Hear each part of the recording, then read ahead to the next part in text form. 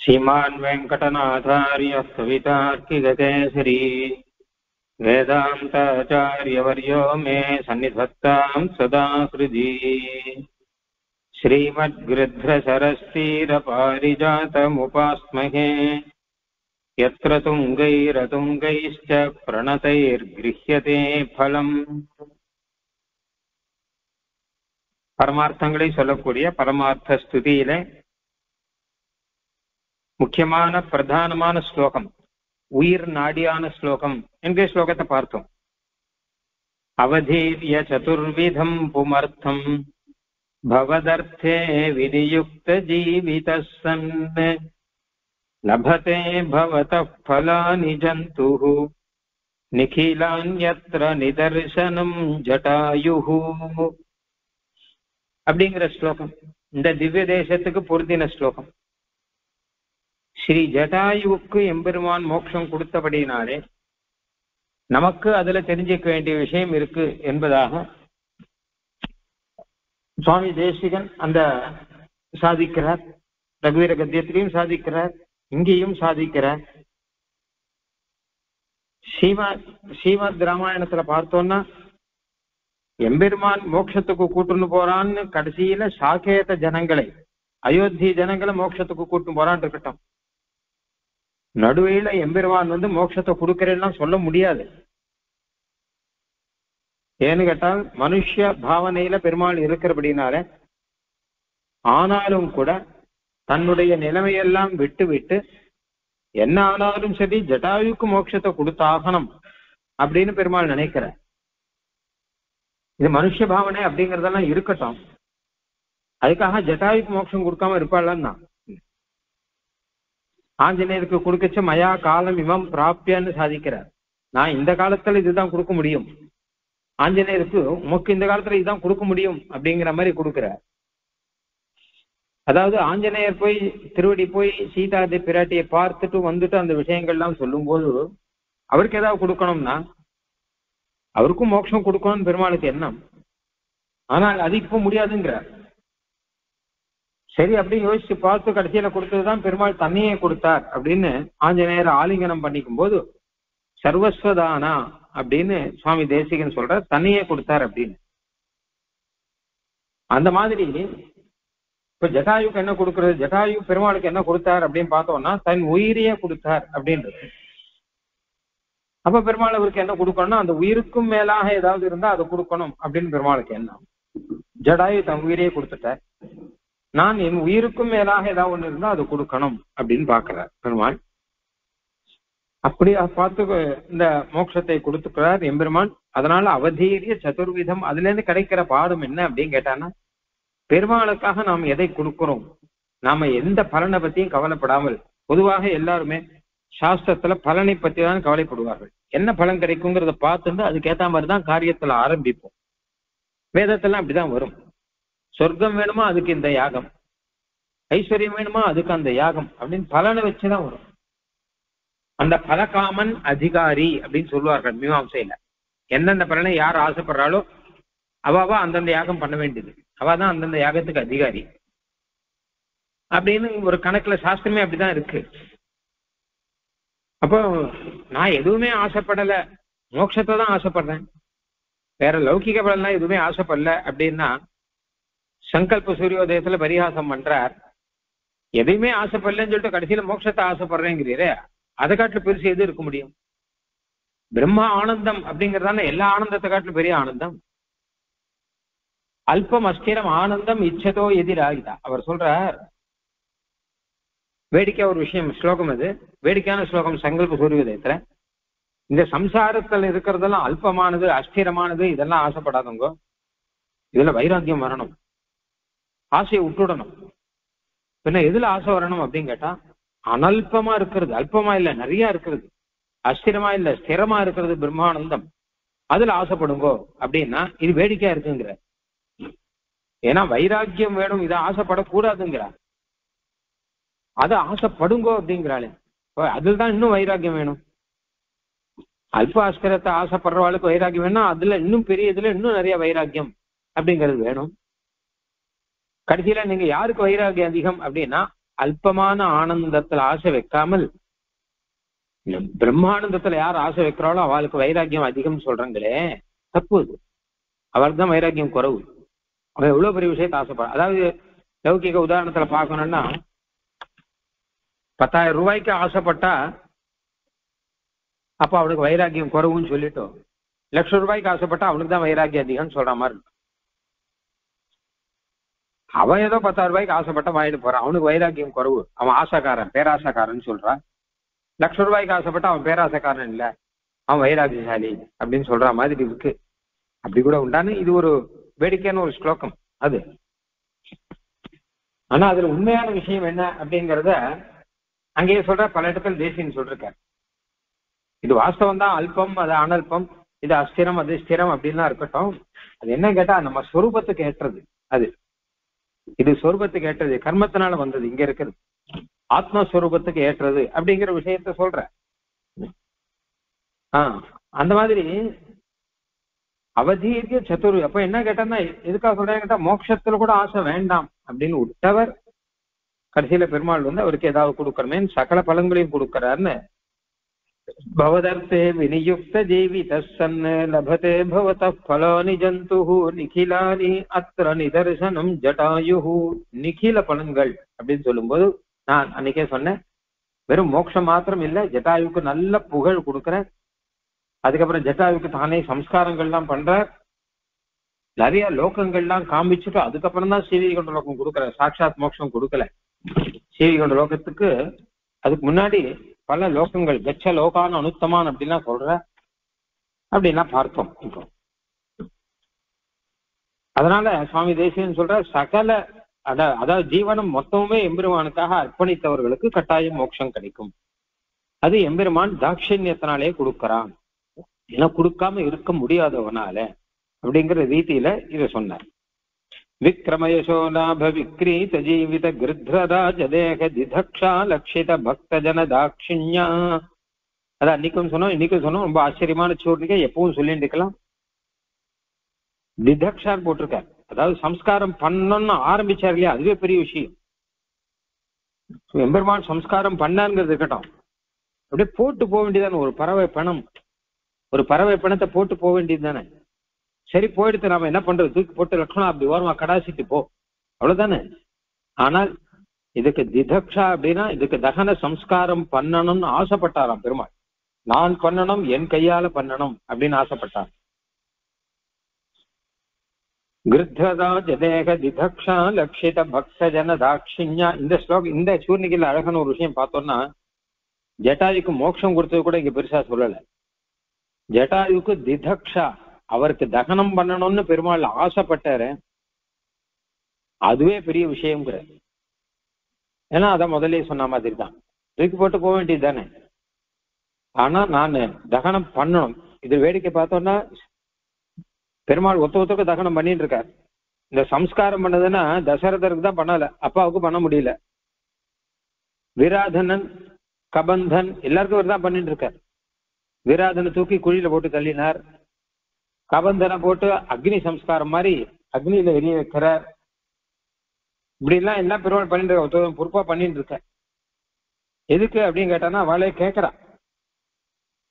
விராதனே சொல்றான், விராதன் ஒரு வரம் வாங்கி வச்சிருக்கான், அந்த வரத்தும்படி அவனை யாரும் வெட்டவோ குத்தவோ அடிக்கவோ முடியாது.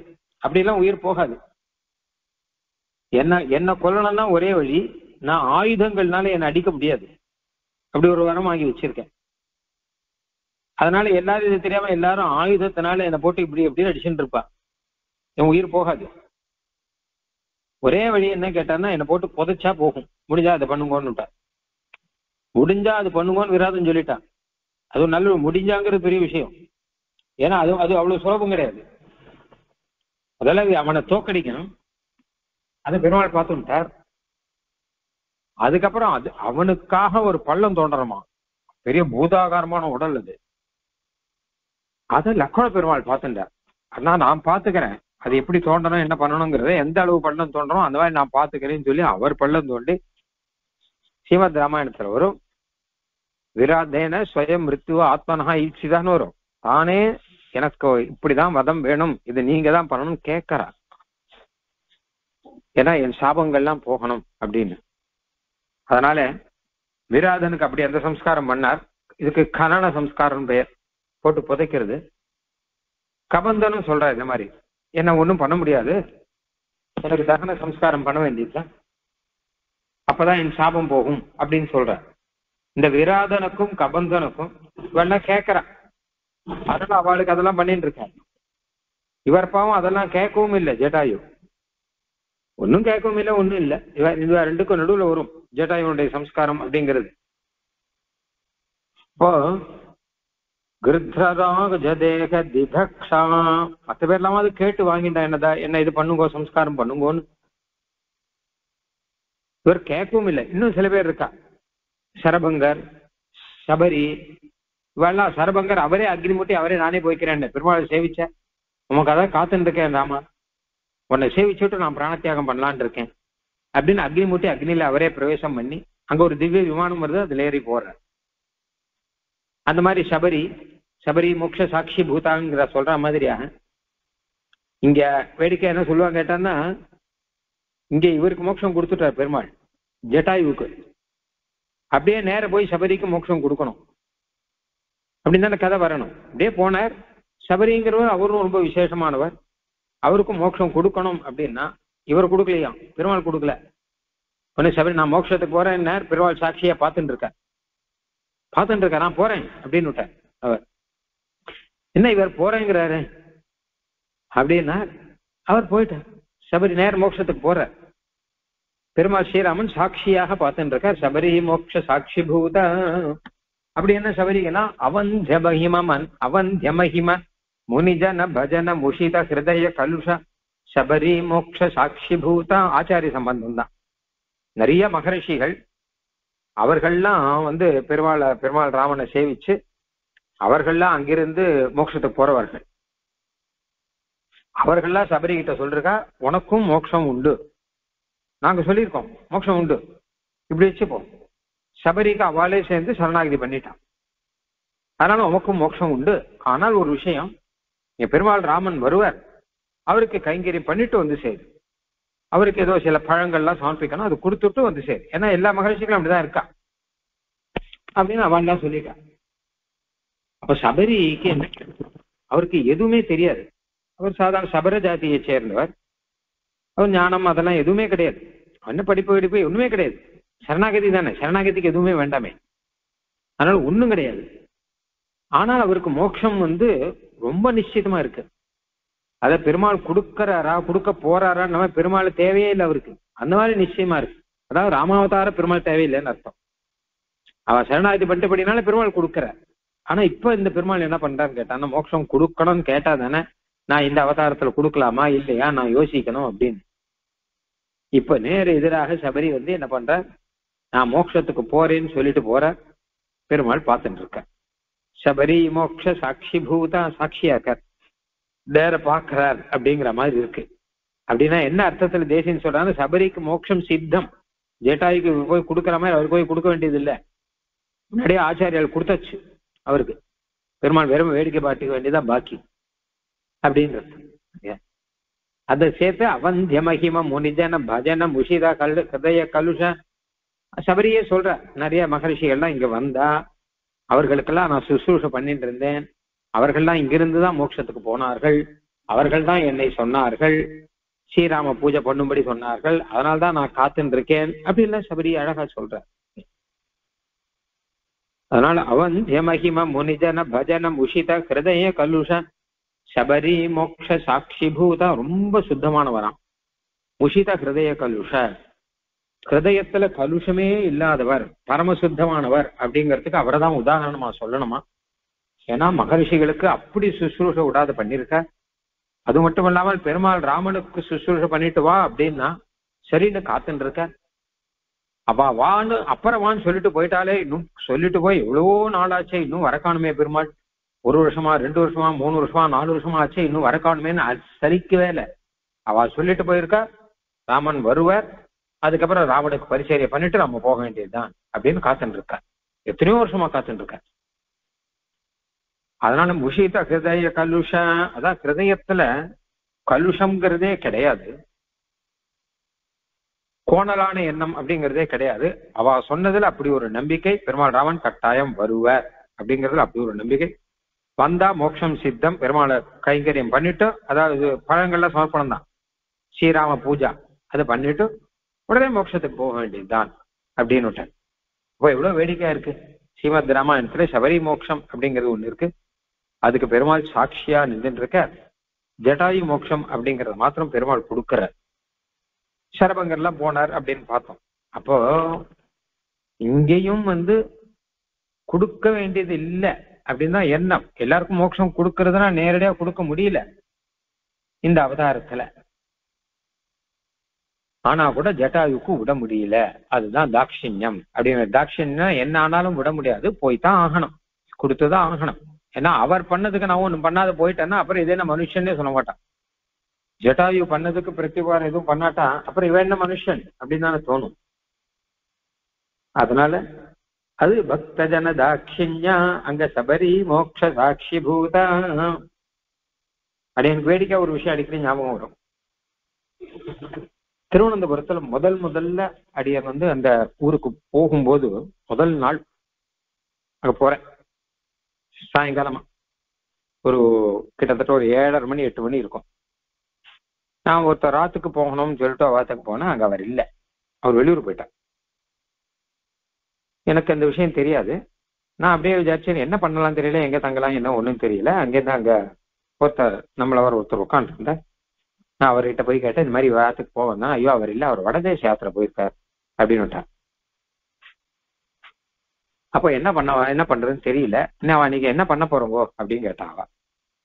நான் நேராக கோவில் மடத்துக்கு போய் பார்க்க போறேன், இங்கே அகோவில் மடம் இருக்காமே, நேராக அங்கே போய் பார்க்க போறேன்னு சொல்லிட்டு பைய எடுத்துட்டு அங்கேருந்து கிளம்பி நேராக அகோவில் மடத்துக்கு தான் போனேன். அன்னைக்கு ராத்திரி சந்தியாவன்லாம் அங்கதான் பண்ணேன். ஆனா எனக்கு தெரியாத விஷயம் என்ன கேட்டான்னா, அந்த அகோவில் மடத்து ஏஜென்ட்டே அவர் தான். நான் யார்கிட்ட விசாரிச்சனோ அவர் தான் அந்த அகோவில் மடத்துக்கு ஏஜென்ட்டா. எனக்கு அந்த விஷயம் தெரியாது. நான் நேராக அங்கே போயிட்டேன், இந்த எல்லாம் பண்ணேன். ஆனா மறுநாள் கார்த்தால அவர் அப்புறம் அவரே வந்தார். இந்த மாதிரி இன்னைக்கு எங்க தங்க போறோங்க என்னங்கிறதெல்லாம் விசாரிச்சார். எதுக்கு வேடிக்கை எதுக்கு சொல்றேன்னா, அவரே சாட்சியா வச்சுன்னு அங்கேயே போயிட்டு வரேன்னு சொல்ற மாதிரி அவர் தான் ஏஜென்ட். அவர்கிட்ட பர்மிஷன் கேட்கணும், போகட்டுமா, நான் இடம் கொடுக்கணுங்களா என்னன்னு. எனக்கு அது தெரியாது. அந்த மாதிரி பெருமாளை ராமனை சாட்சியா வச்சு நான் சீவி கொண்டது போய் நீ பார்த்துன்னு சொல்ற மாதிரி இவர் சீவி கொண்டது போயிருக்கார். அப்போ இந்த ஜட்டாயு விஷயத்துல தாட்சண்யத்தினாலே பெருமாள் நடுவுல இருந்து மோட்சம் கொடுக்கிறார் அப்படிங்கிறத பார்த்தோம். அதுல இருந்து கிடைக்கிற பாடம் அவதீரிய சதுர்விதம் உமர்த்தம். இப்ப சபரிக்கு நம்ம பார்த்தோம், ஆச்சாரிய சம்பந்தங்கள்லாம் இருக்கு, ஆச்சாரியனே சரணாகதி பண்ணியிருக்கார் அப்படிங்கிறதெல்லாம் பார்த்தோம். அதுக்கப்புறம் நிறைய மகரிஷிகள்லாம் பார்ப்போம், அவர்கள்லாம் அவர்களுடைய தப்போபலம் அப்படின்னு ஒண்ணு இருக்கு. அதனால எந்தெந்த லோகத்துக்கு போகணுமோ அந்தந்த லோகத்துக்குலாம் அவெல்லாம் போயிட்டு இருக்கா. ஆனால் எதுவுமே இல்லாமல் பவதர்த்தே விநியுக்த ஜீவித சன்னு, பெருமாளுக்காகனு வாழ்க்கையை அர்ப்பணம் பண்ணபடினாலே பெருமாள் கொஞ்சம் கூட விடாமல் அவருக்காக தனக்கு முடிஞ்சதே மோட்சத்தை கொடுக்கிறார். அப்படின்னா மோட்சம் மட்டும் இல்ல, எல்லாத்தையும் கொடுக்கிறார் போட்டதுதான். லபதே பவத பலானி ஜந்து நிகிலான்யத்ர நிதர்சனம் ஜட்டாயு. அடுத்த ஸ்லோகம் பார்க்கலாம். இந்த ஸ்லோகத்தை முன்னாடியே சொல்லியாச்சு, இருந்தா கூட அதை மீறி அடியனால போக முடியல. அதனால மறுபடியும் ஒரு திருப்பி பார்த்தோம். சிம்மாவலோகன நியாயம் அப்படின்னு ஒண்ணு சொல்றா. சிம்மாவலோகனம்னா என்னன்னு கேட்டா, சிங்கம் காட்டில் நடக்கும் போகும்போது ஒரு 4 அடி நடந்தோடனே கொஞ்சம் பின்பக்கம் பார்க்குமா, அது மறுபடியும் 4 அடி இருக்கும், அதுக்கப்புறம் திருப்பி பார்க்கும் பின்பக்கம். இது பின்பக்கம் திருப்பி பார்க்கறது பயத்தினால இல்லை. சிம்மம் யாருக்கா பயப்படணும்? சிம்மம் காட்டு ராஜா, சிம்மத்தை யாரும் ஒண்ணும் பண்ணிட முடியாது. அது பயத்தினால இல்லை, அது ஒரு கம்பீரத்தினாலேயா அப்படி திரும்பி பார்க்கும். இன்னும் யாராவது இருக்காளா, நம்மள யாராவது வாட்ச் பண்றாளா அப்படின்னு பார்க்கும்.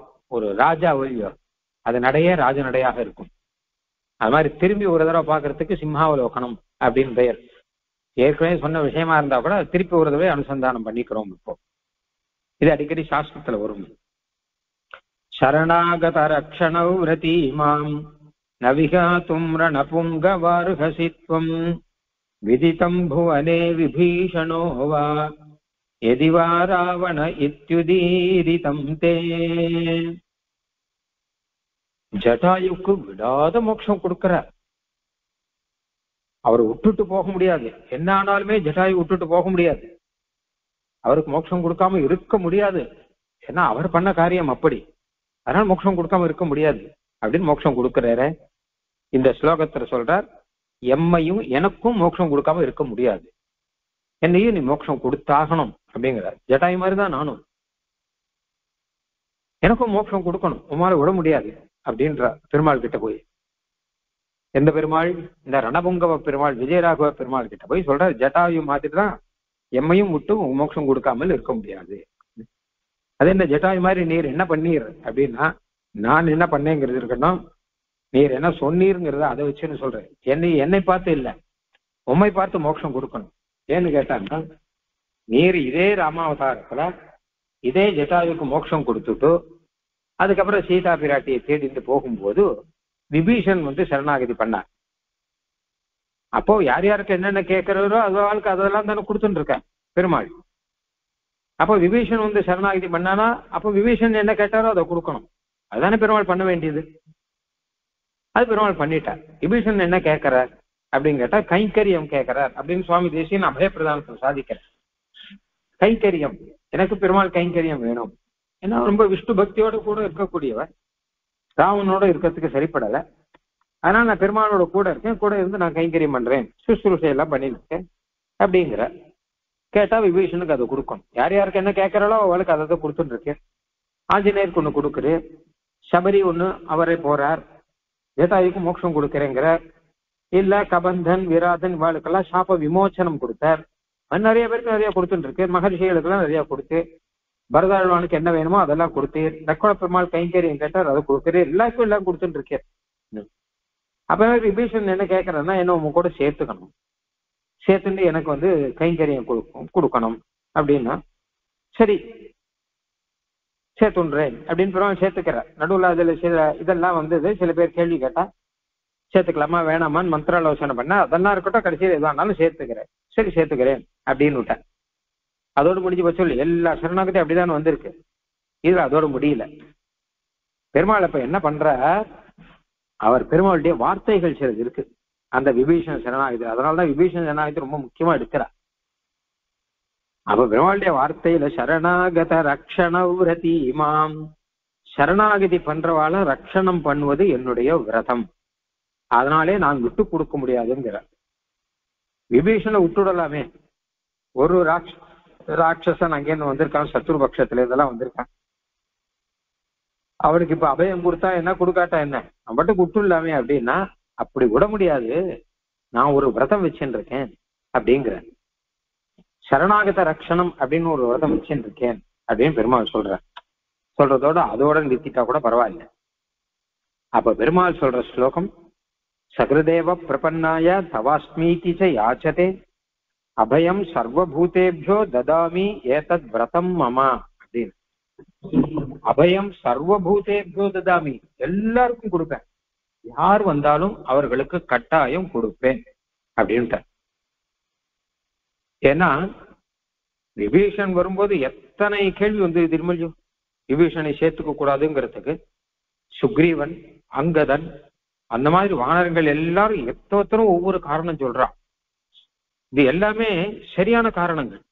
சரியான காரணம்னா தான் அவளை பொறுத்த வரைக்கும் சரியான காரணங்கள், அதாவது மனுஷாலை பொறுத்த வரைக்கும் சரியான காரணங்கள். சுவாமி தேசியன் அழகா சொல்றார், அவர்கள் காரணங்கள் அவர்களை பொறுத்தவரை சரி, ஆனா பெருமாளுடைய நினைவில் அது மொத்தமும் தப்பு அப்படிங்கிற. ஹேத்வாபாசம்ங்கிற, ஹேத்வாபாசம்னா தப்பான காரணங்கிற.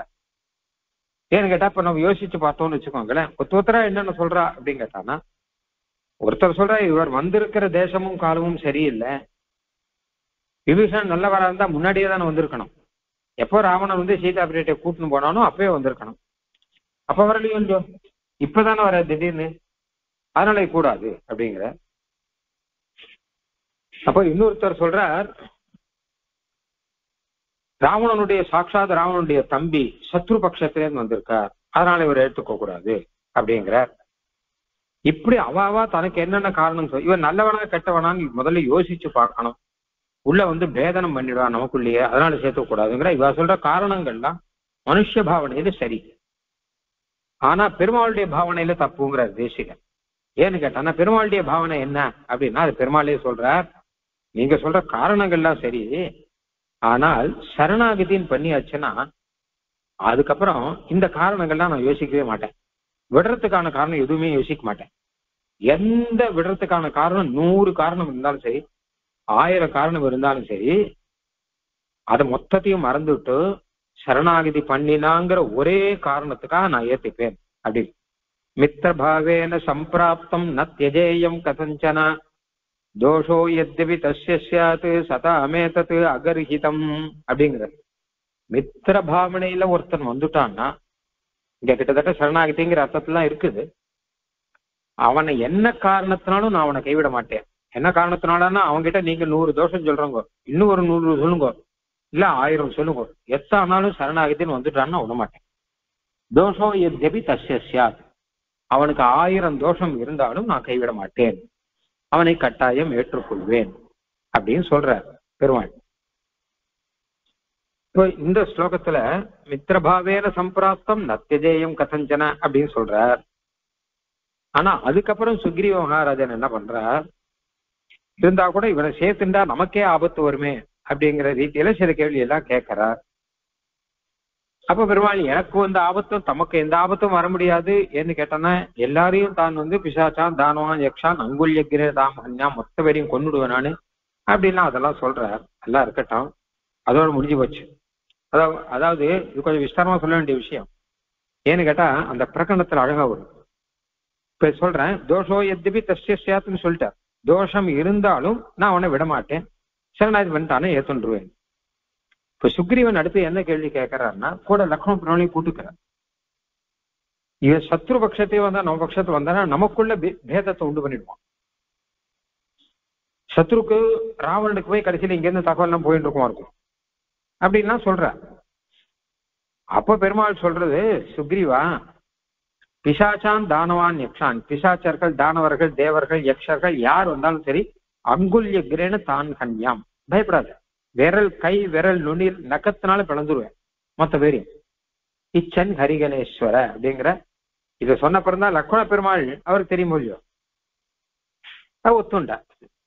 சுக்ரீவனுக்கு இவரை பத்தி ஓரளவு தெரியும். அதுவும் இல்லாம யார் வந்தாலும் எத்தனை தேவர்கள் தானவர்கள் மொத்த பேரும் கூட்டுன்னு வந்தா கூட பெருமாளுக்கு என்ன வேணும், நரசிம்ம அவதாரத்துல வெறும் விரல் நுனியில ஹிரண்யகசிபு ஒத்த தேவர்களும் பயந்துட்டு இருக்கா. ஆனா ஹிரண்யகசிபு பெருமாள் சம்ஹாரம் பண்ணலையா.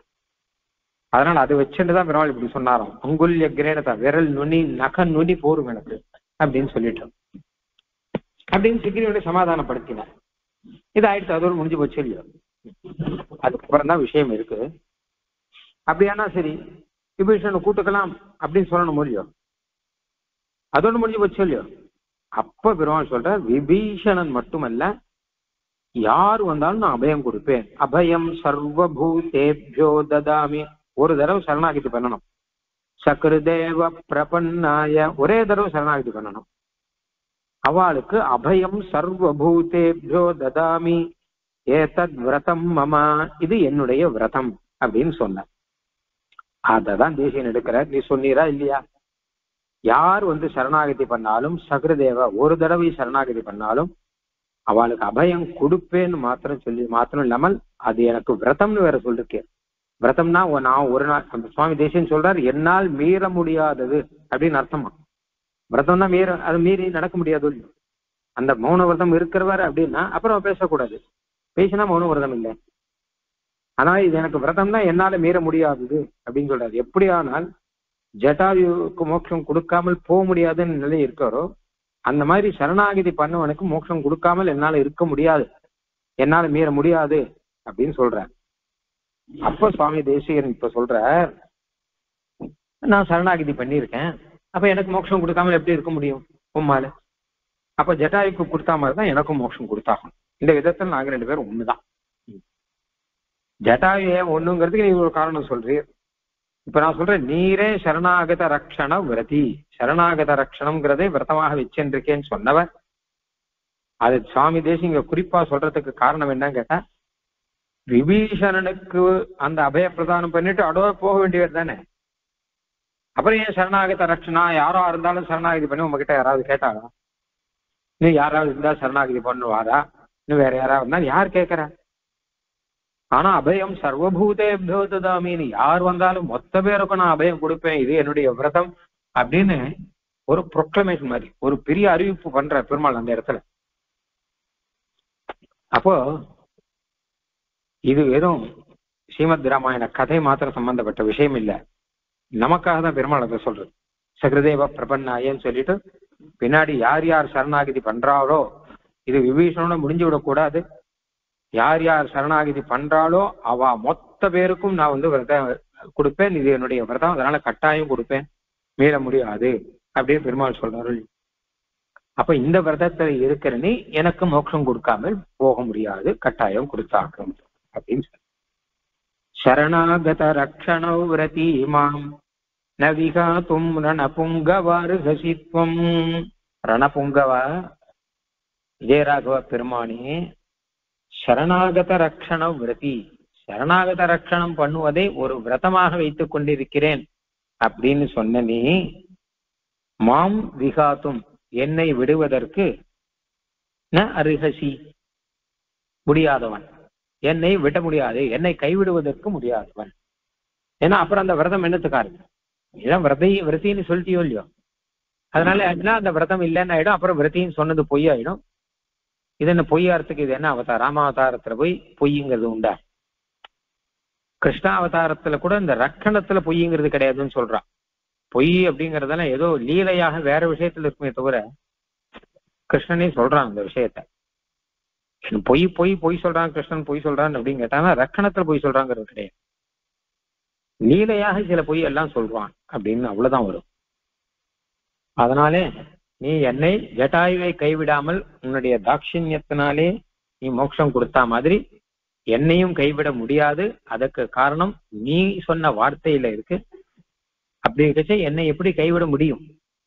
ரொம்ப உரிமையோட சொல்றார். மாம் நவிகாத்தும் அருகசி, என்னை நீ விட முடியாது கேட்டியாங்கிற அப்படின்னு இந்த வச்சனம் இருக்கு. நீ சரணாகத ரக்ஷணம் விரதம் வச்சுருக்காம இப்ப என்னையும் காப்பாத்து அப்படின்லாம் சொல்லல, ஒரு உரிமையோட கேட்கறாருங்க. அந்த விரதம் வச்சுட்டியா இல்லையா? நான் சரணாகதி பண்ணிட்டேன், அது ஆயிடுச்சு. நீ அந்த விரதத்தை வச்சுட்டு இருக்க, அதுவும் ஆயிடுச்சு. அதை வச்சு சொல்றட்டு போகவே வந்திருக்கேன். நீ எங்களுக்காக தான் அது சொன்னதே இல்லட்டா, நான் முதலே சொன்னேன் இல்ல, சொல்லாமே போயிருக்கலாமே. அதை சொன்னதே எல்லாருக்குமாக இதை தெரிஞ்சுக்கணும், எல்லாரையும் ரட்சிக்கணுங்கிறதுக்கு தானே சொல்லிருக்கேன்.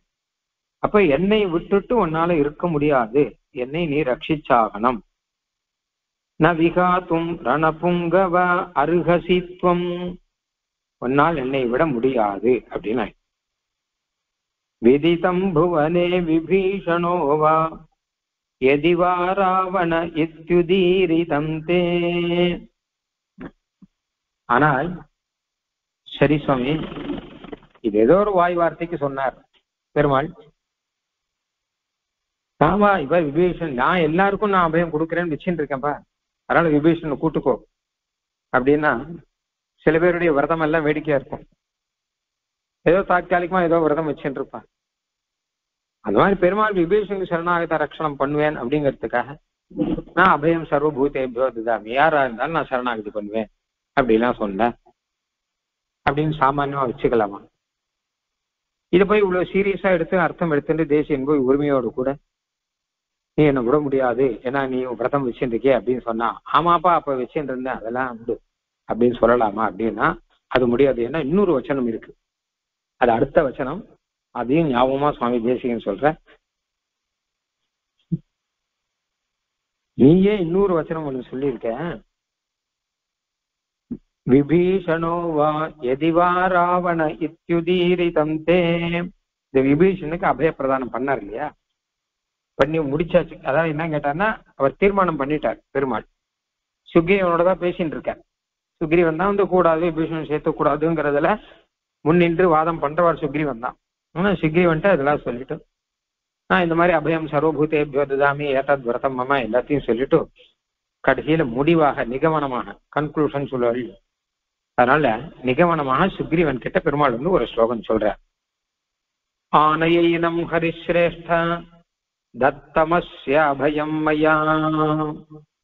சுக்ரீவா, ஹரிஸ்ரேஷ்டா வானர ராஜனே போய் விபீஷணன் நீயே அழிச்சுடுவாங்க. ஏன்னா தத்தம் அஸ்ய அபயம் மயா, விபீஷனுக்கு நான் அபயம் கொடுத்தாச்சு, அவர் சேர்த்துண்டாச்சுன்னு அர்த்தம். சேர்த்துண்டாச்சு, அவருக்கு அபயம் கொடுத்தாச்சு. அதனால ஆணைய ஏனம், நீரே போய் அவரை அழித்து கொண்டு வரணும் அப்படிங்கிறார். யார் இத்தனை நாள் அவனை கூட்டுக்கோ கூடாதுன்னு வாதம் பண்றாரோ அவரே போய் நீரே போய் ஐஷன் வரணும் அப்படிங்கிற. ஆனையைனம் ஹரிஸ்ரேஷ்டா தத்தமஸ்ய அபயம் மயா அப்படின்னார். உடனே சுக்ரீவன் பாக்குறன்னு வச்சுப்போம், இவனை கூட்டுன்னு வரணுமான. விபீஷணோவா சுக்ரீவ, விபீஷணன் தான் போய் கூட்டணும். விபீஷன் தான் யாரை கூட்டுன்னு வரணும்னா விபீஷணன் தான் கூட்டுன்னு வரணும். ஆனா சுக்ரீவன் கெட்டிக்காரன். கெட்டிக்காரன்னா என்ன கேட்டா ரொம்ப நல்லவர், நல்ல எண்ணம் எல்லாம் உண்டவர், கொஞ்சம் புத்திசாலி எல்லாம் உண்டு. என்ன பண்ணாருன்னு கேட்டான்னா சரி ஒத்துட்டார். நான் போய் கூட்டுன்னு வரேன், இவர் நல்லவங்க என்ன எனக்கு ஏற்கனவே கொஞ்சம் இருக்கு அப்படின்னு விட்டார். ஏதோ ஒரு வாதத்துக்காக தான் இதெல்லாம் சொன்னேனே தவிர இப்போ இவர் இல்லாமல் என்னாலையும் இருக்க முடியாதுன்ட்டார். விபீஷனோட தான் நானும் சேர்ந்து இருக்கணும், எனக்கும் ஆசை வந்துட்டு அப்படின்னு தான் சொல்றேன். அதுக்கப்புறம் பெருமாள் சொல்ற ஒரு வார்த்தை தான் இப்ப முக்கியமானது. இது கடைசி வார்த்தை. இது பெருமாள் சொல்ற வார்த்தையில கடைசி வார்த்தை. அதாவது இந்த சரணாகத ரட்சண விரதம் நான் விஷயம் இருக்கேன் அதெல்லாம் மொத்தமா சொல்லிட்டேன். அதெல்லாம் முடிஞ்சு போச்சு. விபீஷனுக்கு அபயம் கொடுத்தாச்சு. தத்தம் மஸ்ய அபயம் மயான்னுட்ட, நீ போய் கூட்டுவா, அவ்வளவுதான் பாக்கி. விபீஷனை போய் பெருமாள் கூப்பிட்டு வர சொன்னார் அப்படின்னு சொல்லி விபீஷன் ஆகாசத்தில் நிக்கிறார். அவர் போய் நீ ரெண்டு கூட்டுனுவான்னா சரின்னு சொல்லிட்டு சுக்ரீவன் போய் கிளம்ப போறார். அப்போ கிளம்பிட்டார் சுக்ரீவன். அப்ப சொல்றார் விபீஷணோவா சுக்ரீவ, சுக்ரீவா விபீஷணனே ஆனாலும் கூட்டுவார். சரி. அதுக்கப்புறம் சொல்றார் எதிவா ராவணஸ்வயம், இல்ல சாட்சாத் ராவணனே வந்தா கூட போய் கூட்டு வந்துடும் அப்படின்னு விட்டார். அந்த விஷயத்தை தான் இப்ப சுவாமி தேசியம் நடிக்கிறார். ராவணன் வந்திருக்கானா? இங்க வரல, பின்ன இதுக்கு பெருமாள் இதை சொல்றார். அவன் என்னமோ வரலையே, விபீஷணன் தான் வந்திருக்கான், ராவணன் என்னமோ வரவே இல்லையே. அப்போ அவன் பெயரை சொல்லி ராவணனே வந்தாலும் அவனுக்கும் அபயம் கொடுத்த மாதிரிதான். அதனால ராவணனே வந்தாலும் கூட்டின்னு வரும் அப்படின்னு விட்டார். இதுல ரெண்டு அபிப்பிராயம் பிரதானமா சொல்றான். முதல் அபிப்பிராயம் என்னன்னு கேட்டா விபீஷனை கூட்டின்னு வரும் அப்படின்னு சொல்லி பெருமாள் அனுப்பிச்சுட்டார். சுக்ரீவன் வச்சுப்போம். உடனே சுக்ரீவன் கிடுக்கணும் விபீஷனை கூட்டின்னு வரத்துக்கு போறார். அங்க பார்த்தா விபீஷன் இருக்க கூட ராவணன் நிக்கிறான். உடனே பட்டுன்னு ஓடி வந்துட்டார் சுக்ரீவன். ஐயோ விபீஷன் மட்டும் வந்தா பரவாயில்ல, ராவணனும் வந்திருக்கான், சாட்சாத் சத்ருவே வந்திருக்கான், இவனை போய் நாம சேர்த்துக்கலாமா கூடாதா அப்படின்னு சொல்லிட்டு முதல்ல இருந்து ஆரம்பிச்சிடும். திருப்பி அவங்க மந்திராலோசனை பண்ணலாம். ராவணன் சாட்சாத் சத்ருவே வந்திருக்கானே, அவனை சேர்த்துக்கலாம், அவன் தான் பிராட்டி வந்து அபகாரம் பண்ணவ மகா பாபிஷ்டன் ஆச்சே, அவனை சேர்த்துக்கலாமா கூடாதா அப்படின்னு சொல்லிட்டு மறுபடியும் முதல்ல இருந்து மந்திராலோசனை ஆரம்பிக்கலாம்னா அப்ப பெருமாள் சொல்ற இந்த கதை பண்ணாத, ராவணனே வந்தாலும் கூட்டுவா. திருப்பி முதல்ல இருந்து ஆரம்பிக்க முடியாது. ராவணனே வந்தாலும் ஆனையினம் அவனை போய் நீ கூட்டின்னு வந்துடும், ரொம்ப சந்தோஷத்தால அவனையும் கூட்டின்னு வந்துடும் அப்படிங்கிறார். அதாவது என்ன கேட்டா சரணாகத ரக்ஷணன் வந்தாச்சுன்னா அதில் நல்லவனா கெட்டவனாங்கிறது விபீஷன் மாதிரி இல்ல, ராவணன் மாதிரி ஆசாமியில கூட அந்த நல்லவனா கெட்டவனாங்கிற கேள்வியே கிடையாது. சரணாகதி பண்ணியாச்சுன்னா யாரா இருந்தாலும் பெருமாள் ரக்ஷணம்ங்கிறது கட்டாயம் உண்டு. சாட்சாத் ராவணனே வந்தாலும் கட்டாயம் உண்டு அப்படிங்கிறது பெருமாளுடைய திருவுள்ளம். அதனால விபீஷணோவா சுக்ரீவ எதிவா ராவண, எதினா ஈஃப்னு அர்த்தம். விபீஷண கூட்டுனுவா, எதிவா ஈஃப், ராவணனே வந்தாலும், ராவணஹா ஸ்வயம், ராவணனே தானே வந்தாலும் அவனுக்கு போய் இவனுக்கு அபயம் கொடுக்கலாமா மறுபடியும் ஆரம்பிக்காத. தத்தமஸ்ய அபயம், அபயம் கொடுத்தாச்சு. ராவணனே வந்தாலும் அபயம் கொடுத்தாச்சு அப்படின்னு விபீஷனுக்கு அபயம் கொடுத்தா மாதிரி ராவணனே வந்தாலும் அவனுக்கும் அபயம் கொடுத்தாச்சு. அப்ப அவனுக்கு கூட்டின்னு வரணும் அப்படின்னு சொல்லி இது வந்து முதல் தாற்பயம். சுக்ரீவன் கிட்ட சொல்ற, அதாவது ராவணனே வந்தாலும் அபயம் கொடுத்தாச்சு, நீ போய் கூட்டின்னு வரணும் அப்படின்னு. ரெண்டாவது தாற்பயம் என்ன சொல்றான்னு கேட்டான்னா அழகா ஒரு விஷயம் சொல்றா. விபீஷணனுக்கு ஒரு ஆசை, பெருமாள் நமக்கு கிடைப்பாரா அப்படின்னு, பெருமாளுடைய சேவை நமக்கு கிடைக்குமா. அதுக்காக தான் அவர் ஆகாசத்திலே நின்றுட்டு இருக்கார். வானரங்களை அனுப்புறாருன்னா என்ன கேட்டா அவகிட்ட பிரார்த்திக்கிறார், நீங்கெல்லாம் போய் சொல்லுங்கோ அப்படின்னு. நான் விபீஷன் வந்திருக்கேன், அப்போ நீங்க சர்வலோக சரண்யாய ராகவாய மகாத்மனே நிவேதயத மாம் க்ஷிப்ரம் விபீஷணம் உபஸ்திதம், விபீஷன் வந்திருக்கேன் போய் சொல்லுங்கோ அப்படின்னா சொல்றார். அது வரைக்கும் காத்துன்னு இருக்கார் அவர். அவா போய் சொல்லி பெருமாள் அபயம் கொடுத்து பெருமாள் வந்து தன்னை கூட்டுக்கணும், அவ வந்து சொல்லணும், அது வரைக்கும் நான் இருக்கேன், பெருமாள் இப்படி சொல்லணும்னு காத்துன்னு இருக்கார். பெருமாள் சொல்வாரா மாட்டாரான்னு பதப்பதை போனா அதெல்லாம் அவர் கிடையாது. ஏன்னா விபீஷணம் மகாபிராஜ்யான் பேர், மகாஜானி அவர். அதனால பெருமாள் கட்டாயம் கூட்டுப்பாருங்கிறது தெரியும். அதுவும் சர்வலோக சரண்யாயன்னு போட்டிருக்காரு. சர்வலோகத்துக்கும் சரண்யன் எம்பெருமான். அதனால உங்களுக்கு மாத்திரம் இல்ல, சர்வ லோகத்துக்கும் சரண்யன் கட்டாயம் கூட்டுப்பாருங்கிறதெல்லாம் தெரியும். எல்லாம் கூட அவா கூட்டுன்னு போனோம் அப்படிங்கிற ஒரு வழிமுறைன்னு ஒண்ணு கொள்ளி. அதாவது பாகவதர்களை முன்னிட்டு போனோம். இத்தனை பாகவதர் இருக்கான்னா அவெல்லாம் தாண்டி போய் நேரம் போய் பொத்துணு வேணுங்கிறதெல்லாம் கிடையாது. எல்லாரோட பாகவதர்களோட கலந்து அப்படியே போய் பெருமாள் கிட்ட போய் கை கூப்பி சுசுரல் எல்லாம் பண்ணணும்னு நினைக்கிறவர். அதான் மகாபிராஜ்யா அப்படின்ற. சுக்ரீவனை பகைச்சுண்டு நீர் என்ன நான் பெருமாளோட நான் பேசிக்கிறேன் அப்படின்னு சொல்லி அங்க போய் பேசிண்டு அப்படியெல்லாம் கிடையாது. இவருக்கு எல்லாரும் வேணும்.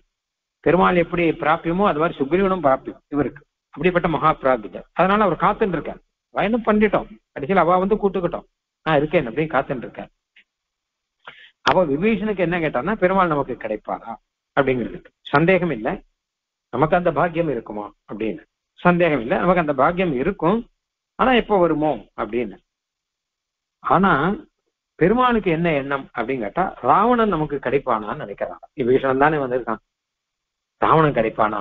ராவணனே வந்தாலும் ரொம்ப சந்தோஷம், அதிக சந்தோஷம். அப்போ எதிவா ராவண ஸ்வயம் அப்படின்னா என்னப்பா சுக்ரீவ அப்படி பண்ணிட்டு, விபீஷன் தான் வந்திருக்கான், ராவணன் வரலையே. அவனும் வந்துட்டான்னா அவனுக்கும் ஒரு சரணாகத ரட்சணம் பண்ணா அப்பதான் பெருமாள் என்ன ஆனாலும் நம்ம பெருமாள் அப்படின்னு அப்பதான் அவர் ராவணனுக்கே அபயப்பிரதானம் பண்ண பெருமாள் அப்படின்னு சாட்சாத் சீதா பிராட்டிக்கிட்டே அபசாரம் பட்டவன், மகா அபராதி, மகா பாபி, அவனுக்கே நான் வந்து அபயப்பிரதானம் பண்றேன். இது காக்கா சொன்ன பண்ணலையானா? காக்கா சொன்ன சீதா பிராட்டி கிட்ட அபசாரப்பட்டவர் தான், அவருக்கு அபயப்பிரதானம் பெருமாள் பண்ணலையானா? அப்ப பெருமாளுடைய பெருமைக்கு சேர, அவருடைய அபயப்பிரதான பெருமைக்கு சேர ஒரு வைபவம் நடக்கணும்னா விபீஷணம் வந்தா போறாது, ராவணன் வரணும். ஏன்னா விபீஷணன் நல்லவர், என்ன ஆனாலும் அவர் வந்து தோஷம் எல்லாம் எதுவும் சொல்ல முடியாது. எல்லாம் சொல்றாளே தவிர புரிஞ்சுக்காம சொல்றாரு. விபீஷனை பத்தி புரிஞ்சுக்காம சொல்றாரு. ஆஞ்சநேயர் சொல்றார் இவ சொல்ற தோஷங்கள்லாம் எதுவுமே விபீஷனுக்கு கிடையாதுங்கிறார் ஆஞ்சநேயர். ஏன்னு கேட்டா அவருக்கு தெரியும் விபீஷனை பத்தி, அவர் முன்னாடியே லங்கைக்கு போயிருக்காரு இல்லையா? அப்போ போகும்போது விபீஷணன் தான் ராவணனுக்கு ஹிதமெல்லாம் எடுத்து சொல்றவர், அதெல்லாம் பார்க்கிறாரு.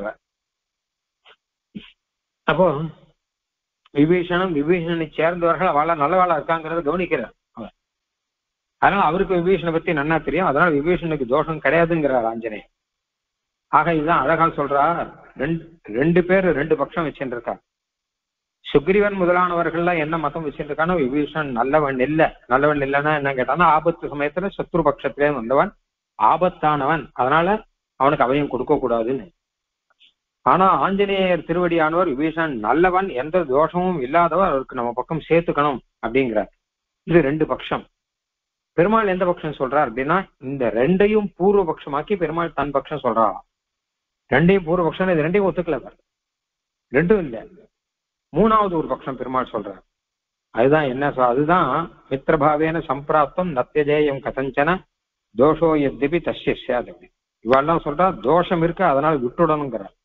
ஆஞ்சநேயர் சொல்ற தோஷம் இல்லை நல்லவன் அதனால சேர்த்துக்கணுங்கிறார். பெருமாள் என் பட்சம் சொல்ற தோஷம் இருக்கு ஆனா நான் சேர்த்துப்பேன் அப்படின்னு. தோஷம் இல்லைங்கிறதால சேர்த்துப்பேன் இல்லை, தோஷம் இருக்கு ஆனாலும் என்னை தேடி வந்தவன், என்னிடம் சரணாகதி பண்ணவன் அப்படிங்கிறபடினால நான் சேர்த்துப்பேன் அப்படின்னு மூணாவது ஒரு பட்சம். அதுதான் ஈஸ்வர பட்சம். இதெல்லாம் மனுஷாளுடைய பட்சம் தான் இதெல்லாம் சொல்ல முடியும்.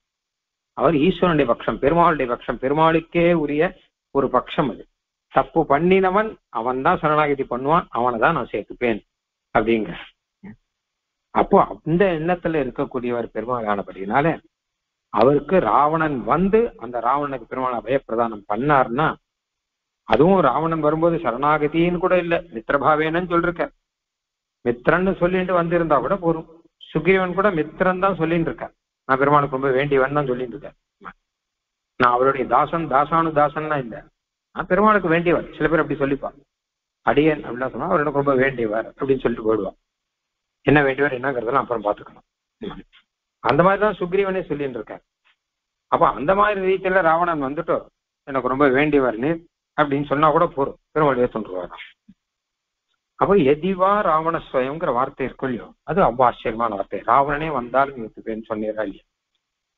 அப்போ அத தேசிங்க இப்ப ஞாபகம் ஒருத்தரார், விதிதம் புவனே விபீஷணோவா எதிவா ராவண இத்யுதீரி தந்தே விபீஷணோவா விபீஷணனோ அல்லது எதிவா ராவணஹா இஃப் ராவணனே இருந்தாலும் என்று இதி உதீரிதம் தே என்ற தே உம்முடைய உதீரிதம் வச்சனம் உம்ம வாயால நீர் சொன்ன வச்சனம் இது புவனே விதித்தம் லோகம் மொத்தமும் பிரசித்தமாச்சேன்னார்.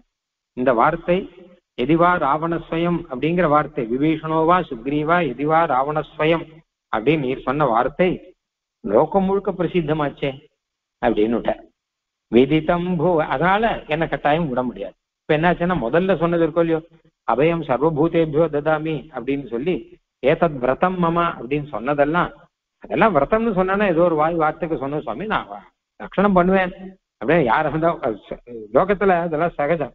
யார் வந்தாலும் நான் 10,000 ரூபாய் கொடுக்கறதுன்னு விஷயம் இருக்கேன். கல்யாணம்னு யார் வந்து கேட்டாலும் அவளுக்கு 10,000 ரூபாய் கொடுக்கறது நான் ஒண்ணு வச்சுட்டு இருக்கேன். யார் வந்து கேட்டாலும் கொடுப்பேன் அப்படின்னு சொன்ன வச்சுக்கோங்க. கடைசியில ஒருத்த வந்து கேட்கறான் அப்படின்னு எனக்கு 10,000 ரூபாய் கொடுங்க அப்படின்னா உனக்கு கொடுக்க முடியாது.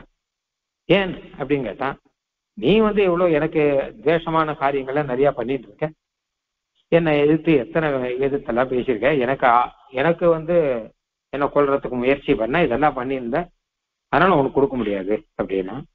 இல்ல நீர் தானே சொன்னீர் யார் வந்தாலும் கொடுக்கறதும் வச்சுட்டு இருக்கேன்னா, ஆமா யார் வந்தாலும் கொடுக்கறதும் வச்சுட்டு இருக்கேன், அதுக்காக உனக்கு கொடுக்க முடியாது, உன்ன மாதிரி ஆசாமுக்கு என்னால கொடுக்க முடியாது அப்படின்னு சொல்ல முடியும். அந்த மாதிரியாக அதாவது சொன்ன விபீஷன் வச்சா யார் வந்தாலும் அபயம் கொடுக்குறேன்னு, விபீஷன் மாதிரி யார் வந்தாலும் அபயம் கொடுக்குறேன்னு அர்த்தம் அப்படின்னு சொல்றோம். வியாக்கியானம் பண்ண முடியும்.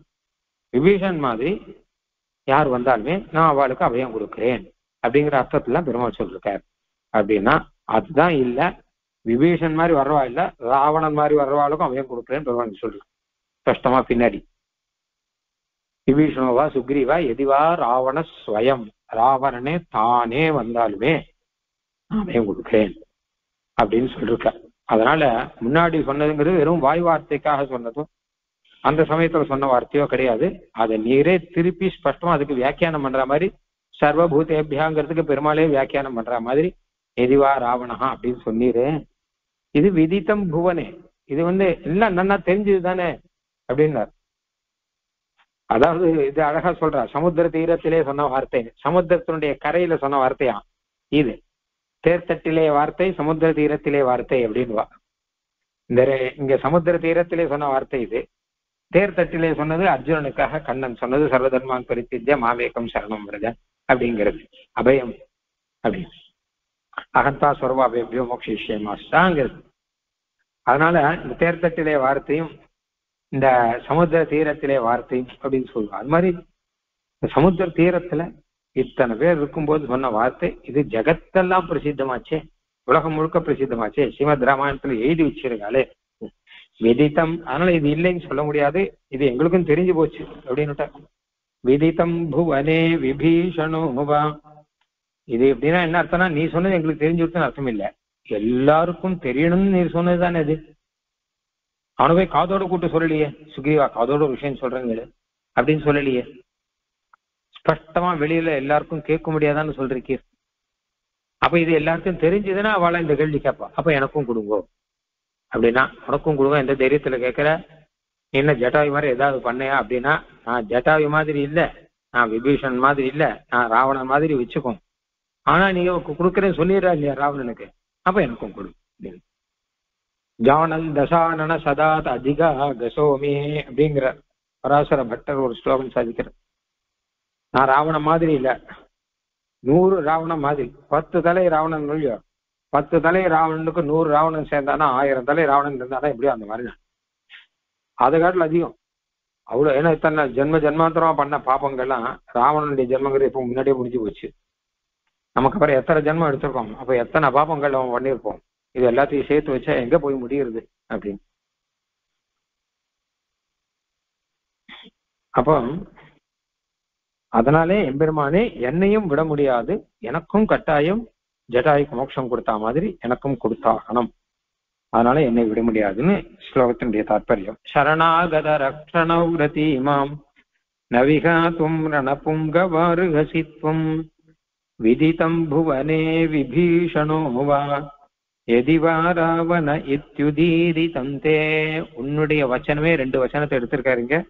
சரணாகத ரக்ஷணம் விரதம், நான் அபயம் சர்வஹேதாமி ஏத்தத் விரதம்னு சொன்னவன் அதனுடைய அதை விளக்குவதாக, நான் இது ஒருத்தருக்கு 2 பேருக்கு சொன்னது இல்லை, சாட்சாத் சர்வ பேருக்கும் சொன்னது மட்டும் இல்ல, ராவணன் மாதிரி இருக்காளுக்கும் சொன்னது அப்படின்னு நீரே எதிவா ராவணஹா அப்படின்னு சொல்லியிருக்கு. அதனால இந்த 2 ரீதியிலையும் அடியனை உம்மால் விடவே முடியாது, எனக்கும் மோட்சம் கொடுக்கதான் ஆகணும், வேற வழி கிடையாது அப்படின்னு சொல்லி இந்த ஒரு பரமார்த்தத்தை இங்க சுவாமி தேசிகன் சாதிக்கிற. இதனுடைய விவரணம் கட்டாயம் தெரிஞ்சுக்கணும், அதுக்குதான் இந்த அபயப்பிரதான சாரம் அப்படிங்கிறது இருக்கு. சுவாமி தேசிகன் அதுக்காக தான் பண்ணிருக்கார். ரொம்ப விஸ்தாரமாவே சாதிச்சிருக்க அபயப்பிரதான சாரத்துல. அபயப்பிரதான சாரம் காலக்ஷேபம் கூட முன்னாடி நடந்திருக்கு, ஜிஎஸ்பிகேல இருக்கும், பார்த்துக்கலாம் வேணும்னா பார்க்கலாம். இப்போ இன்னும் 2 ஸ்லோகம் இருக்கு. கவிதார்க்கிக சிம்ஹாய கல்யாண குணசாலினே ஸ்ரீமதே வெங்கடேசாய வேதாந்த குரவே நமः.